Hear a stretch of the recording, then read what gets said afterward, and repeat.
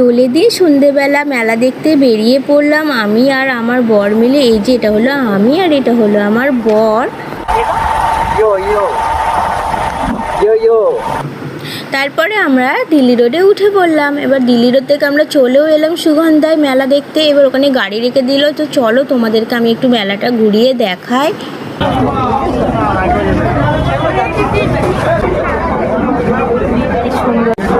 ফুলগুলো দেখো কি সুন্দর সুন্দর ফুল।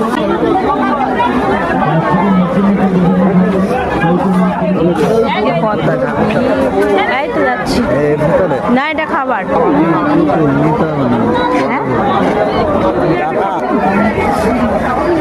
সুন্দর সুন্দর পুতুলগুলো দেখতে কত সুন্দর লাগছিল, আর কত খেলনা এখানে চারিদিকে, খালি যেদিকেই তাকাচ্ছি সেদিকেই শুধু পুতুল খেলনা।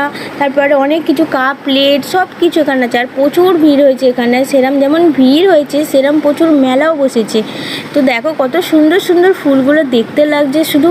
আর এগুলো তো ঘরেতে লাগায়, এত ভালো লাগে দেখতে। এগুলোও আমার খুব ভালো লাগে, এই ডালপালা লতা পাতার মতো। যাই হোক খুব ভালো লাগছিল দেখতে। আর কত সুন্দর পুতুল দেখো, শুধু বউ পুতুলও আছে।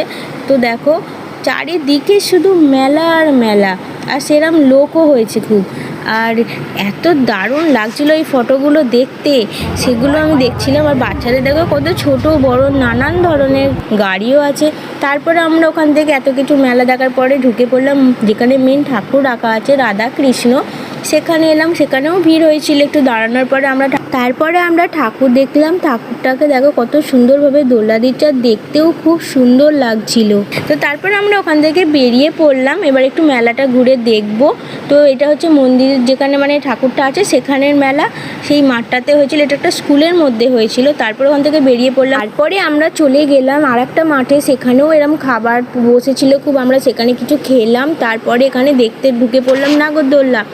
তো দেখো এখানে নাগরদোল্লাটা যখন ঘুরছিল এত সুন্দর লাগছিল, লাইটিংটা দেখতে খুবই ভালো লাগছিল।